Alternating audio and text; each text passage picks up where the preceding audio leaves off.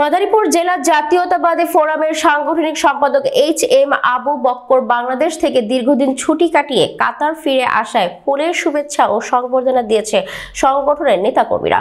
রবিবার 19 জানুয়ারি 2025 কাতারের রাজধানী দোহার আফগান ইউনিয়ন রেস্টুরেন্টে ফুলের শুভেচ্ছা ও সংবর্ধনা সভার আয়োজন করে মাদারীপুর জেলা জাতীয়তাবাদী ফোরাম কাতার। ফোরামের সিনিয়র সহ-সভাপতি হানিফ ভুইয়া সভাপতি অনুষ্ঠানে প্রধান অতিথি বক্তব্য রাখেন কাতার বিএনপির সিনিয়র যুগ্ম সম্পাদক জাহাঙ্গীর আলম ভুইয়া। বিশেষ অতিথি বক্তব্য রাখেন কাতার বিএনপি যুগ্ম সম্পাদক গোলাম সরওয়ার মিশু, সহ সভাপতি আবুল কাশেম ভুইয়া ও কাতার বিএনপির সদস্য এম নাজমুল হাসান।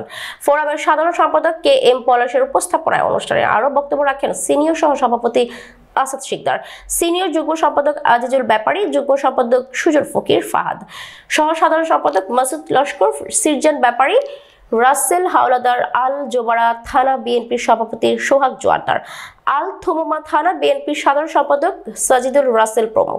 অনুষ্ঠানে বক্তারা অতীতে স্বৈরাচার বিরোধী বিভিন্ন আন্দোলনে মাদারীপুর জেলা জাতীয়তাবাদী ফোরামের কাতার শাখা নেতাকর্মীদের জোরালো ভূমিকার কথা তুলে ধরেন এবং আগামীতে স্বৈরাচারী হাসিনার সকল ষড়যন্ত্র রুখে দিতে সবাইকে ঐক্যবদ্ধ থাকার আহ্বান জানান। আজকে সম্বর্ধনা অনুষ্ঠান বাংলাদেশ জাতীয়তাবাদী দল বিএনপি কাতার জেলা জাতীয়তাবাদী ফোরাম কর্তৃক আয়োজিত জাতীয়তাবাদী দল জিন্দাবাদ।